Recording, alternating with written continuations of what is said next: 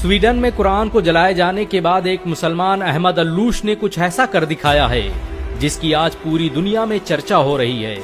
दरअसल कुरान जलाए जाने के बाद स्वीडन के अहमद अल्लूश ने वहां के कोर्ट में एक याचिका दायर की थी कि उसे भी यहूदियों और ईसाइयों की मुकद्दस किताब बाइबिल और तौरात को जलाने की इजाजत दी जाए।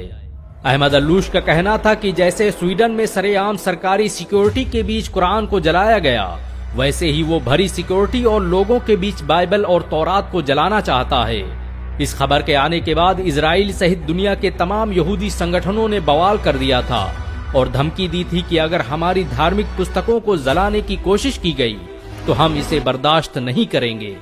इजराइल के राष्ट्रपति ने तो यहाँ तक कह दिया था कि तौरात हमारी सबसे मुकद्दस किताब है, इसकी हिफाजत हम पर फर्ज है और हम इसकी हिफाजत करके रहेंगे।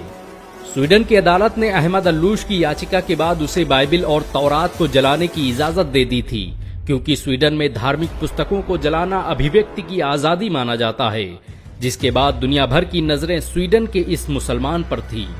ये इतिहास में पहली बार था कि किसी मुसलमान ने आसमानी किताब बाइबिल और तौरात को जलाने की इजाजत मांगी थी। अहमद अल्लूश तयशुदा वक्त पर कल इजरायली दूतावास पहुंचे। उनके एक हाथ में लाइटर था तो दूसरे हाथ में बाइबिल और तौरात। चारों तरफ दुनिया के मीडिया संस्थान और लोग बाइबल को जलाने का मंजर देखने के लिए मौजूद थे। दुनिया भर की निगाहें अहमद अल्लूश के हाथ में मौजूद उस लाइटर पर टिकी थी।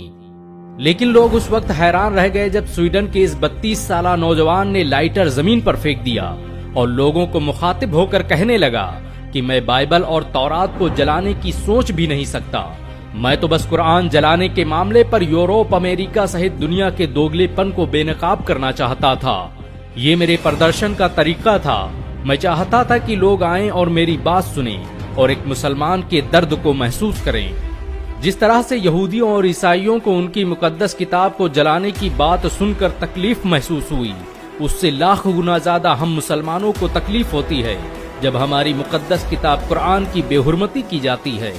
अहमद अल्लूश के पास बाइबिल और तौरात के साथ कुरान भी मौजूद थी। उसने कुरान को बोसा दिया और सीने से लगाते हुए कहा, भला मैं उन किताबों को कैसे जला सकता हूँ जिसकी तस्दीक मेरे कुरान ने की है।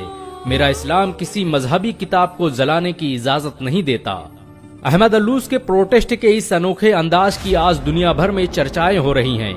यहाँ तक कि यहूदी और ईसाई भी कुरान को जलाने की इजाजत देने पर पाबंदी लगाने की मांग करने लगे हैं। गौरतलब हो कि बकरा ईद के दिन स्वीडन में